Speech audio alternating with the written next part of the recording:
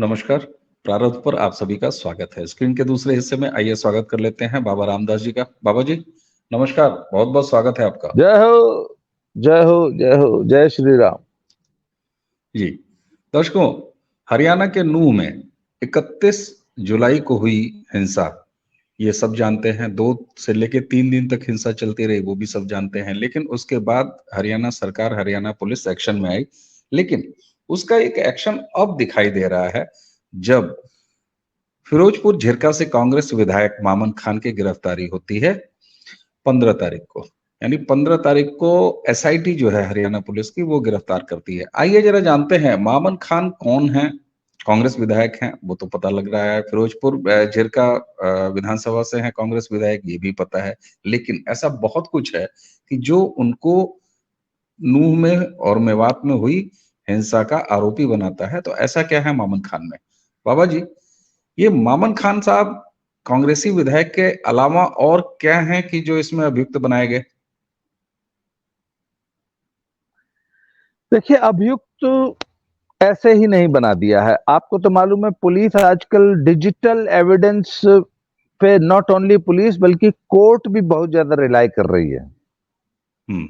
और digital evidence एक ऐसा एविडेंस है सर, एक तो जिसे मिटाया नहीं जा सकता और जिसे नकारा नहीं जा हम्म। सकता। और ये मान लीजिए कि जिस भी अपराध में यदि पुलिस के हाथ, प्रोसिक्यूशन के हाथ डिजिटल एविडेंस लग गया तो समझ लीजिए आप भारी मुसीबत में हैं।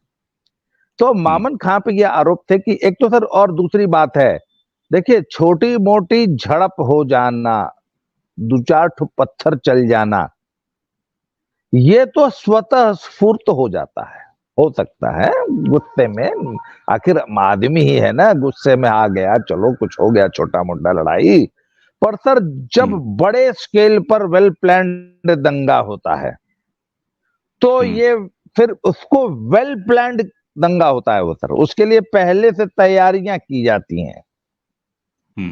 तो एसआईटी ने और हरियाणा पुलिस ने एक बात तो तय मतलब ये एस्टैब्लिश कर दी है कि it was a well planned दंगा, जिसकी पहले से तैयारी की गई थी। तो अब पुलिस के सामने एक सबसे बड़ा सवाल है कि भैया, किसने की तैयारी, किसकी प्लानिंग थी, मुख्य सूत्रधार कौन है? तो जब उन्होंने इस इन्वेस्टिगेशन किया तो मामन खां, बहुत दिनों से उनकी ऐसी बात नहीं है, मामन खां का बड़ा इतिहास है और मामन खां पहली बार रडार पे नहीं आए हैं। वो मैं बाद में बताता हूं आपको कि कैसे कैसे वो रडार पे आए। तो पुलिस ने सबसे पहले मामन खान की लोकेशन चेक की है और वो तमाम उन जगहों पर 28, 29, 30 जून को पाए गए हैं जहां जहां 31 को दंगा हुआ, और 31 को भी वो दंगे वाले एरिया के नजदीक ही उनकी लोकेशन मिली है, 5 से 10 किलोमीटर दूर। आपको ध्यान होगा, मऊ का दंगा आपको याद है? मऊ वाला दंगा जिसमें मुख्तार अंसारी ओपन जीप में बैठ के घूम घूम के दंगा कराए थे, जिप्सी के ऊपर। जी हाँ, जिप्सी पे, ओपन जिप्सी में बैठ के घूम घूम के, और माथे पे जो है वो सिर पे साफा बांध के। और पहले दौरा करके जाते थे और फिर जाके निर्देश देते थे कि फलानी जगह आग लगाओ, फलानी जगह लूटो। बिल्कुल। खैर साहब, तो सेम यही चीज हुई है नूंह में। और पुलिस ने फिर जब इनकी लोकेशन पता लगा ली, पुलिस के पास डिजिटल एविडेंस आ गया, तो पुलिस ने इनको 2 बार समन किया कि आइए और इन्वेस्टिगेशन ज्वाइन कीजिए। ये दोनों बार नहीं आए, इन्होंने बहाना बनाया कि मुझे वायरल है।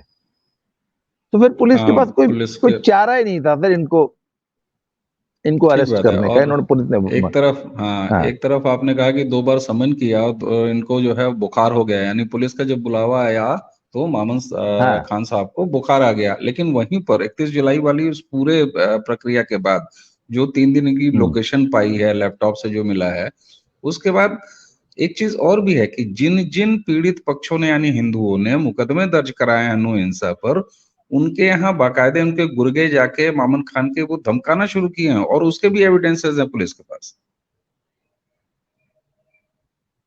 बिल्कुल बिल्कुल।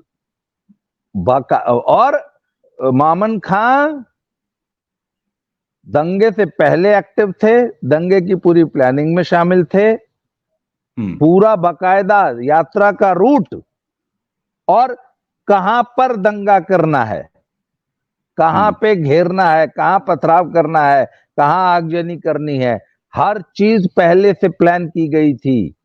पत्थर और पेट्रोल इत्यादि पहले से ला के रखा गया था और जब दंगा हो गया उसके बाद लोगों को धमकाना, विधानसभा में कहना कि मोनू का तो प्याज की तरह बक्कल प्याज की तरह फोड़ देंगे, हैं? तो जो आदमी विधानसभा में इस प्रकार सरेआम धमका सकता है, हैं? ठीक बात है। ठीक है, पुलिस ने गिरफ्तार करके पहले 2 दिन का रिमांड लिया, 2 दिन पूरा हो गया तो 2 दिन का रिमांड और मिला है पुलिस को। बिल्कुल। और मामन खान के मुंह से एक और भी बड़ा मतलब अलौकिक लाइन निकली है। उन्होंने ये भी कह रखा है कि पूरे गांव को हिंदू विहीन कर दूंगा। हालांकि वो जिस गांव के निवासी है वहां 85% मुसलमान हैं, लेकिन जो 15% हैं भी कोई दूसरी जाति के या किसी दूसरे धर्म के, उनको भी कह रहे हैं कि पूरे गांव को हिंदुओं से खाली करा दूंगा। तो ये मामन खान अचानक मेवात में इस तरीके से एग्रेसिव हुए और दंगा कराने की स्टेज पे आए। आखिर विधायक साहब को, यानी कांग्रेस के विधायक साहब को दंगाई क्यों बनना पड़ा सर? इसकी पृष्ठभूमि जरा बताएंगे। फिर बात ये देखिए, आप ये तो आपको मालूम है भाई, जो आदमी राजनीति में है और आजकल की राजनीति बहुत महंगी भी हुई है और अब सेवा करने के लिए तो कोई राजनीति में आता नहीं है। तो भाई राजनीतिज्ञ को पैसा कमाना है, तो पैसा कमाने के सर ये स्पेशली जब से पिछले 10 सालों में ना मोदी ने विधायक और सांसद के लिए पैसा कमाना बड़ा मुश्किल कर दिया है, सच ही है। मैं तो ऐसे बहुत सारे सांसदों विधायकों को जानता हूं, बोले साहब जो चुनाव में जो खर्चा हुआ है ना वो तक नहीं निकाल पाते 5 साल में, एक सामान्य विधायक, सामान्य सांसद। और लोगों ने, बहुत सारे लोगों ने कह दिया कि अगर ये, अच्छा जब से ये सांसद विधायक निधि बंद की है ना सर, पहले तो सांसद और विधायक निधि में सीधे सीधे 40% का रेट चलता था, है 40% का रेट तो आपको मालूम है यूपी वाला। बिल्कुल। तो सर जब से सांसद विधायक निधि बंद हुई है ना तो सांसदों विधायकों की कमाई बिल्कुल बंद हो गई है। ठेका ठुका में इधर से उधर से वसूली करते थे, वो सब भी धीरे बंद हो गया है। और डिजिटल वर्ल्ड होने के कारण है, ज्यादातर ट्रांजैक्शंस अब चूंकि डिजिटल हो रही हैं तो वैसे भी कैश की हैंडलिंग, अच्छा कैश ले लेगा आदमी तो उसको छुपाना बड़ा मुश्किल हो गया है। तो सर ऐसे में विधायक लोग जो हैं वो रेवेन्यू जनरेशन के नए सोर्स ढूंढते हैं। तो मामन खां पे ये आरोप है, ऐसी जांच चल रही है कि मामन खां ने जामताड़ा के स्वधर्मी, है ना, स्वधर्मी विधायक से एक टेक्नोलॉजी ट्रांसफर, सांस्कृतिक वो है ना, कल्चरल एक्सचेंज होता है ना, आप तो ICCR के मेंबर है ना आप तो खूब समझते हैं कल्चरल एक्सचेंज को। हाँ, इसको कल्चरल नहीं, इसको तो बिल्कुल व्यापारिक समझौता कह लीजिए सर, टेक्निकल नो हाउ के साथ। ये तो व्यापारिक समझौता हो गया। तो सर जामताड़ा के साथ एक बाकायदा कल्चरल एक्सचेंज समिट हुआ, उसमें ये तय हुआ कि जामताड़ा के उद्यमी जो हैं, हमारे नूह के उद्यमियों को भी जो है एंटरप्रेन्योरशिप सिखाएंगे। तो उसमें सर ये सब जामताड़ा गए, बाकायदा वहां पे बाकायदा वर्कशॉप हुई और सिखाया गया कि कैसे साइबर क्राइम करना है। पर कई बार क्या होता है सर, गुरु जो है गुड़ रह जाते हैं, चेला शक्कर हो जाता है। तो सर जामताड़ा वाले गुड़ रह गए और नूह वाले शक्कर हो गए। जामताड़ा वाले करते थे बैंकिंग फ्रॉड, मतलब आपसे OTP किसी तरह बेवकूफ बना के ले लिया और आपका खाता खाली कर दिया। अब सब इस प्रकार के जो बेवकूफ, आप किसी को OTP बता देंगे ना, मैं तो नहीं बताऊंगा। और सर जो भोला भाला आदमी होता है ना बेचारा गांव का, वो इन या बुजुर्ग लोग सीनियर है, ये जो हुआ बहुत भी है, ज्यादा सीनियर टैक्स हेवी सिटीजन के नहीं है। साथ। हाँ, सीनियर सिटीजन के तो साथ खूब सर हुआ है ये ऐसा। गांव के लोग और बुजुर्ग लोग इस प्रपंच में फंस जाते हैं इनके, पर हम्म, उसमें क्या है कि सर सक्सेस रेट बहुत कम है। जैसे हम्म, आपको कोई फोन करेगा कि आपके खाते में 15 लाख रुपए आया है फलानी पॉलिसी का, तो आप तो गरिया के रख देंगे फोन, है। तो 100-200 हम्म, कॉल करेंगे तो 2-4 ठो मुर्गा फंसेगा, उसमें से भी कहीं से 2000 आया, कहीं से 4000 आया। तो सर इन लोगों ने डीप फेक टेक्नोलॉजी, एक टेक्नोलॉजी है हम्म, वो जो है आजकल, कि आपका फोटो मिल गया तो किसी पहले से विद्यमान किसी भी अन्य एक्टर की कोई क्लिपिंग उठा के उस पे आपका चेहरा इंपोज कर दिया गया। अब वो आपकी क्लिप हो गई, आपका एमएमएस बन गया एकदम एचडी, है, बढ़िया ठीक रंगीन, बात। 5 कैमरे से शूट किया गया, और आपको बोल दिया है फलाने देखा तो आ रही आई गई लिया, जल्दी पैसा था नहीं तब बात तो, अरे पहले तो मेरा रुक दे, नहीं तो बाकी पूरे समाज में इसको वायरल कर देंगे। तो सर कुछ हम्म, लोग डर जाते हैं, और इसमें सक्सेस रेट जो है बताया जाता है कि 20 से 30% तक का है। और जो बहुत बड़ा सक्सेस रेट। एक्सटॉर्शन का, इसके लिए जो वर्ड दिया है पुलिस ने, उसको सेक्सटॉर्शन कहा जा रहा है, हम्म, सेक्सुअल क्लिप दिखा के एक्सटॉर्शन करना। हम्म, तो सर इसमें नूह मेवात वाले बहुत आगे निकल गए, और इसमें बहुत हम्म, मोटे पैसे की उगाही होने लग गई, और ये सब कुछ हमारे खान साहब के वरद हस्त आशीर्वाद से हो रहा था। तो सर ऐसे केसेस में तो फिर बहुत मोटा शेयरिंग है ना, ये तो बिल्कुल। बहुत मोटा, एक नेताजी के लिए एक बहुत मोटा रेवेन्यू जनरेशन प्लस हाँ, हाँ, एक बहुत अच्छी शेयरिंग होने लग गई। अच्छा, उसमें एक इनको नूह मेवात वालों को एक ज्योग्राफिकल एक बेनिफिट मिल गया। वो क्या है कि जो नूह हम्म, मेवात का जिस इलाके में ये साइबर क्राइम का जो डन है ना सर अवनीश जी, ये जी जी। एक तरफ मथुरा जिला, दूसरी तरफ भरतपुर जिला, तीसरी तरफ नूह, ये 3 राज्यों का बॉर्डर है, बॉर्डर उत्तर प्रदेश, राजस्थान और हरियाणा। हाँ, और हरियाणा, और ये हरियाणा में बैठ के, और भाई बॉर्डर तो पोरस होते हैं, तो बड़ी बिल्कुल। सुविधा से कभी मथुरा चले गए, कभी भरतपुर चले गए, और कभी नूह जिले में बैठ के ये सारा चलता था। और चूंकि इंटर बॉर्डर, भाई अब यूपी में जो क्राइम हुआ उसको तो यूपी पुलिस इन्वेस्टिगेट करेगी, तो यहां पर इन लोग के लिए क्राइम करना आसान हो गया। पर इसके ऊपर बहुत जबरदस्त क्रैकडाउन किया फिर अप्रैल महीने में हम्म, हरियाणा पुलिस ने, और लोग ऐसा हम्म, बताते हैं कि 130 टीमों ने मिला के साइमल्टेनियसली करीब करीब 25 से 30 गांव पे छापा मारा, और हम्म, लोग ये बताते हैं कि कम से कम सैकड़ों लड़के जो है अरेस्ट किए गए थे। हम्म, 5000 पुलिस वाले इस ऑपरेशन में इन्वॉल्व थे, और बहुत से और हरियाणा पुलिस ने जो है यूपी और राजस्थान की पुलिस का भी कॉपरेशन लिया था। सर ठीक ये बात। बहुत बड़ा क्रैकडाउन था, ये बहुत बड़ा क्रैकडाउन था। और जैसा कि हम्म, मैंने बताया कि जो ये जो भाईजान लोग हैं ना, इनके अंदर क्राइम करने की कुछ ज्यादा ही है ना महारत भी है, और स्वभावगत। इनका जहन हाँ, जहन स्वभावगत, और ये है इनके डीएनए ठीक में है। बात। हम्म, हम्म, तो इनके है कि अरे हमारे घेटों में पुलिस की इतनी औकात होगी, हमारे हमारे इलाके में पुलिस ने क्रैकडाउन कर दिया। तो सर हम्म, ये इनके लिए थोड़ा सा ना ईगो वाला मसला हो गया। तो इन्होंने इस नूह दंगे की आड़ में, तो हम्म, नूह दंगे की आड़ में मुख्य मुद्दा वो यात्रा नहीं था सर, जलाभिषेक यात्रा नहीं थी। बिल्कुल। जो मुख्य रिजेंटमेंट था वो साइबर क्राइम थाने को सबक सिखाना था।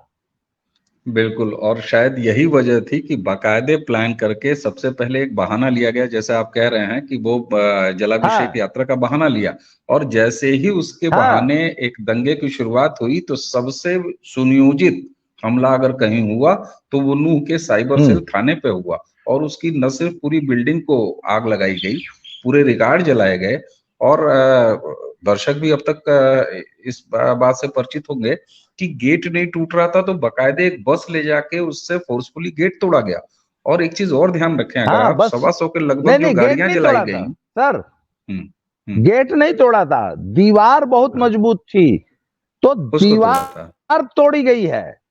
हाँ बिल्कुल, दीवार तोड़ी गई। और उसके बाद अगर देखें बाबा जी, तो जो लगभग 148-40 गाड़ियां, जो फोर व्हीलर्स जो जलाए गए, उसमें से सबसे ज्यादा संख्या थी पुलिस के गाड़ियों की, सरकारी गाड़ियों यस की।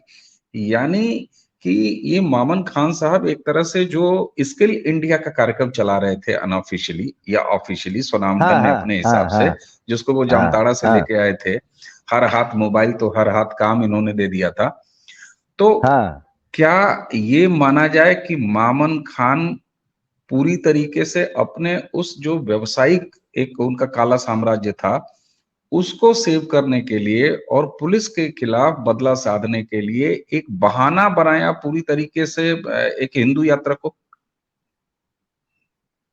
बिल्कुल, हिंदू उस पर्व सावन के सोमवार की आड़ में हम्म, और मोनू मानेसर को बहाना बनाकर, मोनू मानेसर का एक्सक्यूज लेकर, ये हम्म, पुलिस को, हरियाणा सरकार को सबक सिखाया गया है। एक मिनट में सुनिए, वो हमारा वो बिकरू कांड हुआ था ना कानपुर में, ठीक बात। कौन था वो पंडित जी, क्या नाम था, विकास चौधरी और नाम भूल परहैप्स। गया, जो भी, हाँ, विकास विकास विकास सम तिवारी। विकास सम तिवारी। चौबे दुबे, विकास दुबे टाइप हाँ, का, विकास दुबे। विकास दुबे नाम विकास था, दुबे जी। Yes sir. यहाँ पे हरियाणा सरकार के इकबाल को चैलेंज किया गया है।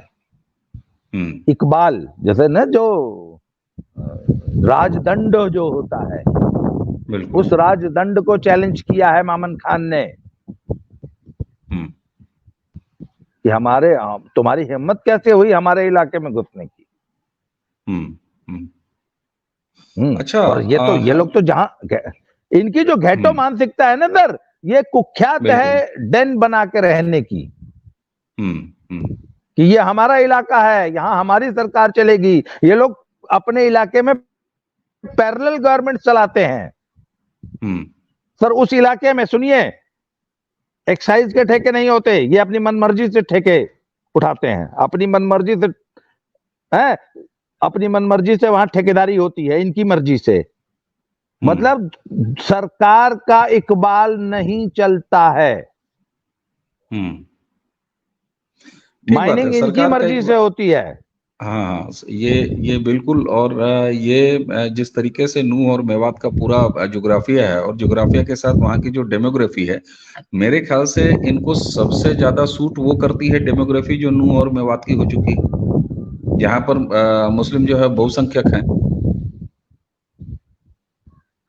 सर देखिए, ये तो इनका पुराना मॉडस ऑपरेंडी हो गया ना। कैराना में इन्होंने क्या किया था, कैराना में जब हम्म, इनकी संख्या बढ़ने लगी तो इन्होंने सुनियोजित ढंग से धीरे धीरे प्रताड़ित करके, एक एक करके हिंदुओं का वहां जीना मुहाल कर दिया। हम्म, और ऐसा कर दिया, मतलब मैं तो कैराना गया था, आपको याद होगा, तो कैराना में बताया कि जब कोई मकान बना रहा होता था तो इनके लड़के हम्म, आके अगल बगल बैठ जाते थे और सारा दिन टॉन्ट करते होते थे कि अरे कायदे से बनाना, बाद में तो इसमें हमको ही रहना है। जब हिंदू कोई मकान बनाता था तो वहां ये टॉन्टिंग होती थी कि हम्म, कायदे से बनाना, बाद में तो हमको ही रहना है। और अंत में सर भुकुम सिंह जी ने वो बयान ऐसे ही नहीं दिया था, हालांकि उसमें बहुत ज्यादा पॉलिटिकल बवाल मच गया था।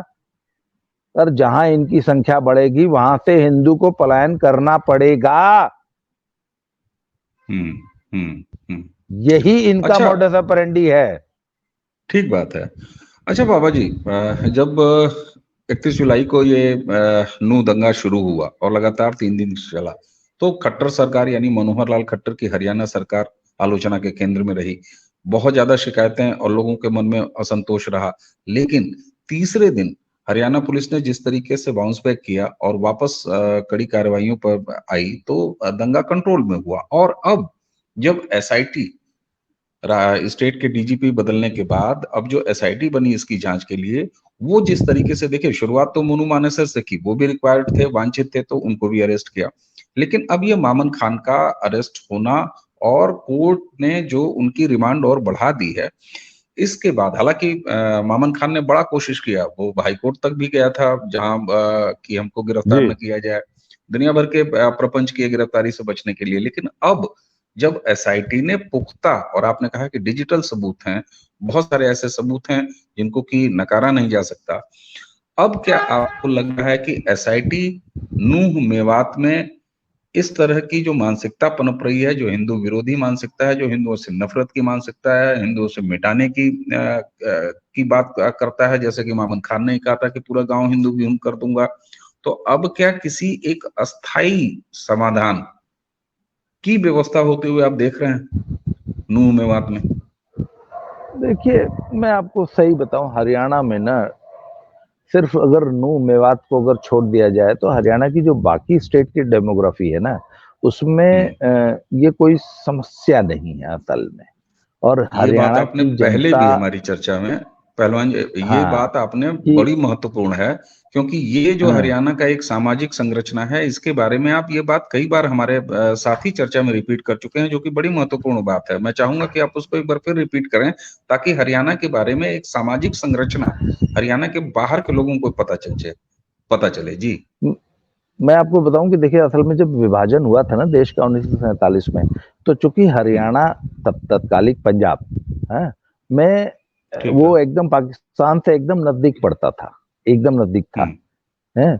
और इसलिए हरियाणा और पंजाब के मुसलमानों को पाकिस्तान चले जाना अपेक्षाकृत आसान था, है, हाँ, बिहार और उनके लिए, उनकी तुलना में, या मध्य प्रदेश राजस्थान की तुलना में। इसलिए बिल्कुल ठीक बात। जो जो माइग्रेशन हुआ है, उसमें हरियाणा और पंजाब का migration it was almost complete. Hmm. और आज आप पंजाब में देख लेंगे तो सिर्फ एक गुरदासपुर जिले में एक छोटा सा तहसील है कादियां। कादियां में कादियानी कादियानियों की मुसलमानों का थोड़ी है सी, वहां से। हाँ। थोड़ी सी 2-4 हजार पॉपुलेशन है। एक हम्म। आपका पड़ता है मलेरकोटला, एकदम लुधियाना के बगल में, यहाँ पे पॉपुलेशन है मुश्किल से 1,00,000-1,15,00,000 है। हम्म। हम्म। और आपके हरियाणा में ये नूह मेवात है। ठीक। तो बाकी का जो पंजाब है और बाकी का जो शेष हरियाणा है ना, वो ये इनके उत्पात से हम्म। असल में अछूता रह जाता है। तो मतलब कोई बहुत ज्यादा स्थानीय जनता को इनसे कोई बहुत ज्यादा दिक्कत नहीं है। हम्म। और ये कोई राजनीतिक मुद्दा नहीं है। जहां अच्छा। राजनीतिक मुद्दा है वो सिर्फ 3 विधानसभा क्षेत्र हैं जहां के तीनों विधायक मुसलमान हैं कांग्रेस के, हैं। हम्म। तो हम्म। इसलिए, अच्छा, दूसरी बात है, देखिए, खट्टर साहब, लोग पूछते हैं मुझसे कि खट्टर साहब why can't he be Modi, या why can't he be hmm. Yogi, तो मोदी नहीं, योगी। मैंने कहा देखिए, योगी की जो ब्यूरोक्रेसी है, या योगी का जो राज्य प्रशासन है, उस पे योगी का पूरा 100% कंट्रोल है। और योगी की ब्यूरोक्रेसी जो है योगी के अनुरूप कार्य करती है। योगी अपनी ब्यूरोक्रेसी पे भरोसा करते हैं। सर, खट्टर ठीक। की ब्यूरोक्रेसी के साथ ये प्रॉब्लम है कि खट्टर साहब की पूरी जो प्रशासनिक व्यवस्था है ना, वो जाटों के हाथ। और हाँ। जाट खट्टर अच्छा। से बड़े नाराज रहते हैं।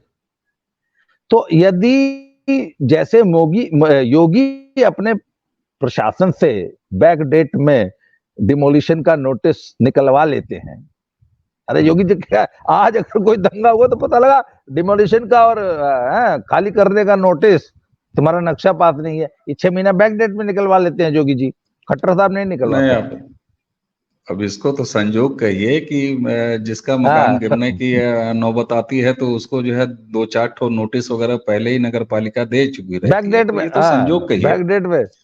नहीं नहीं, ये ये नहीं, इसको ये बैक ये उनका प्रशासनिक कौशल भी है ना, योगी जी का ये प्रशासनिक ये कौशल है। ज्यादा क्योंकि, ये ज्यादा बेहतर नहीं है। नहीं, क्योंकि क्योंकि योगी जी को अपने प्रशासन पे भरोसा है। खट्टर साहब को अपने हम्म। प्रशासन पे ये भरोसा नहीं है कि कल को न्यायिक जांच हुई तो मेरा प्रशासन कहीं मुझे उल्टा न फंसवा दे, पता लगा खट्टर साहब जेल खट रहे हैं 20 साल, हम्म। ना। तो ठीक बात।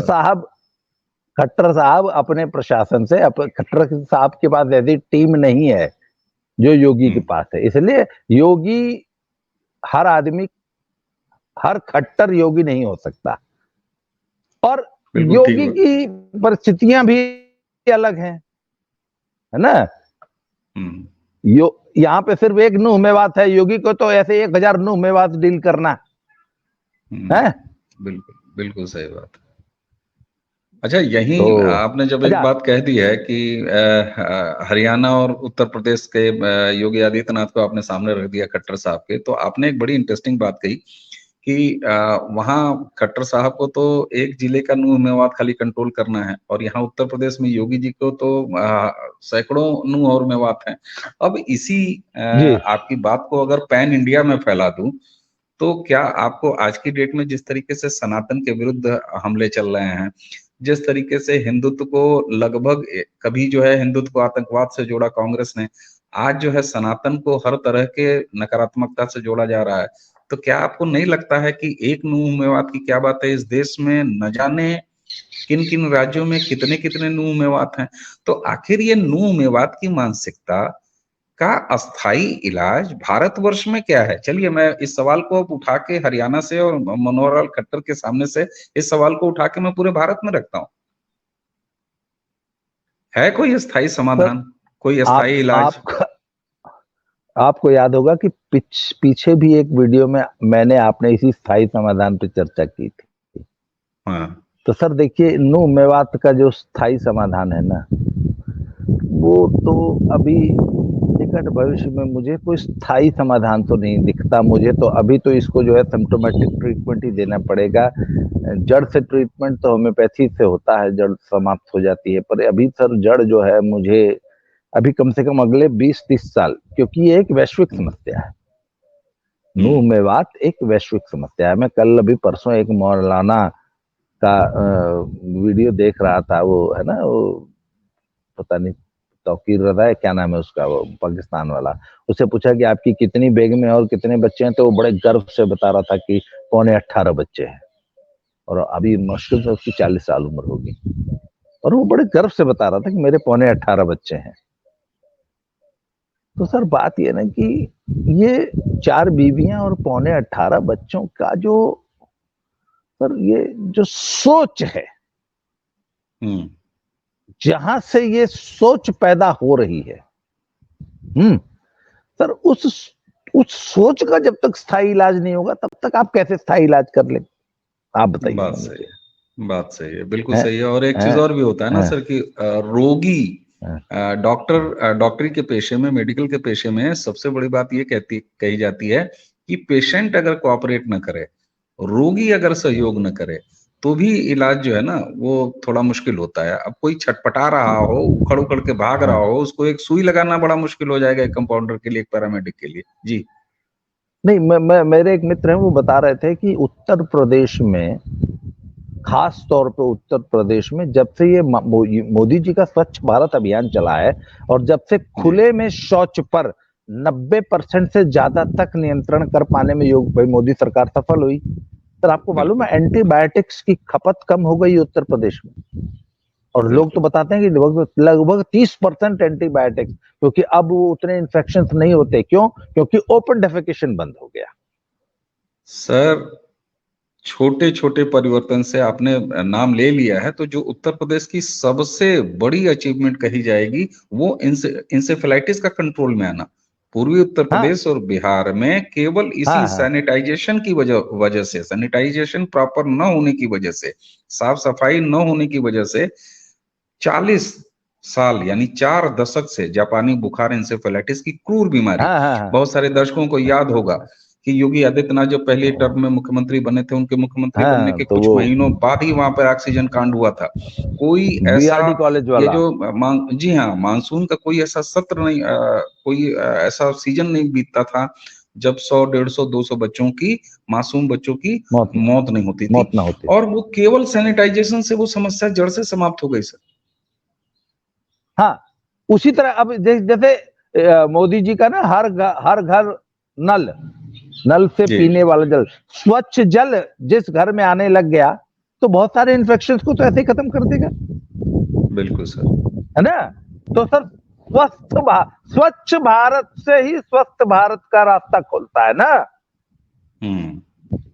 उसी तरह नूह मेवात के स्थायी इलाज के लिए भी तो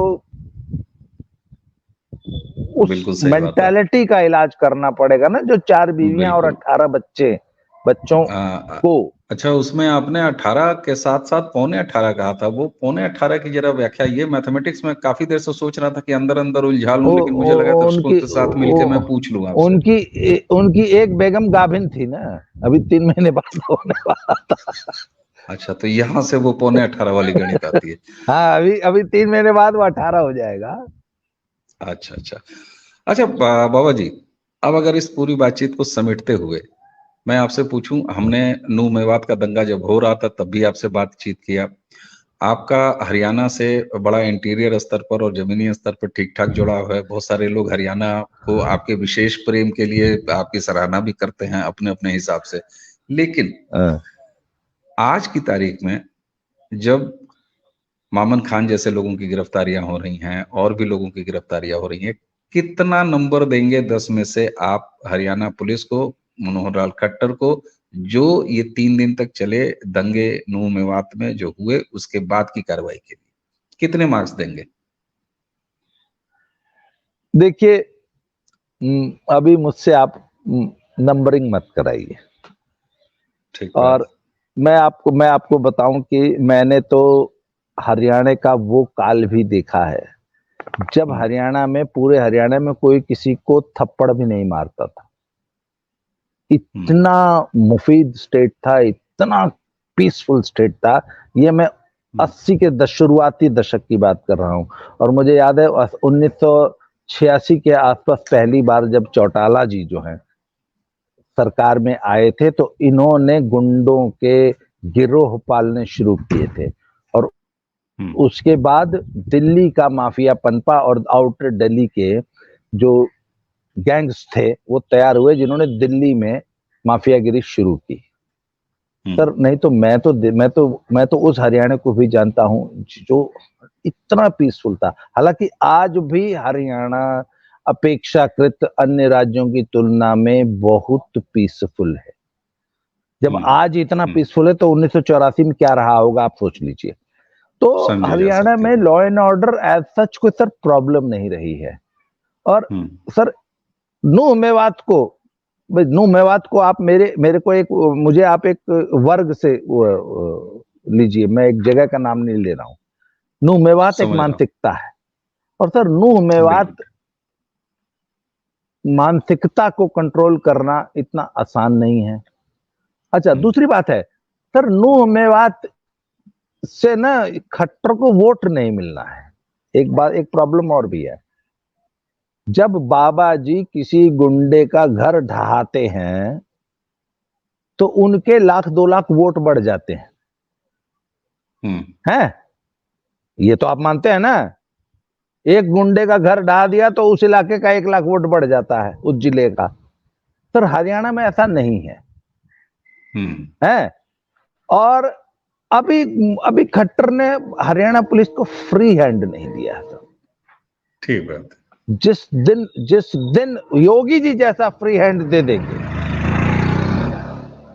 जिस दिन योगी जी जैसा फ्री हैंड दे देंगे सर, उस दिन नंबर मुझसे पूछिएगा। अभी तो इन्होंने Delhi, sorry, Punjab Haryana high court ने डिमोलिशन पे, बुलडोजर पे रोक लगवा दी। उसके बाद अब तक बुलडोजर नहीं चला है। अब हम भी देख रहे हैं कब चलता है। ठीक बात। तो सर, अभी रुका हुआ है मामला, देखते हैं। ठीक ठीक। तो नूह मेवात के दंगे के बाद जिस तरीके से एक बार फिर कांग्रेस और उसके विधायक और ऊपर से मामन खान, ये 3 कॉम्बिनेशन ऐसे होते हैं, कांग्रेस का होना, कांग्रेसी विधायक का होना और उस विधायक का नाम मामन खान होना। जी, आप कुछ ऐड करेंगे? इसमें अब अगली चर्चा में हम फिर एक कल परसों में एक फिर चर्चा करेंगे।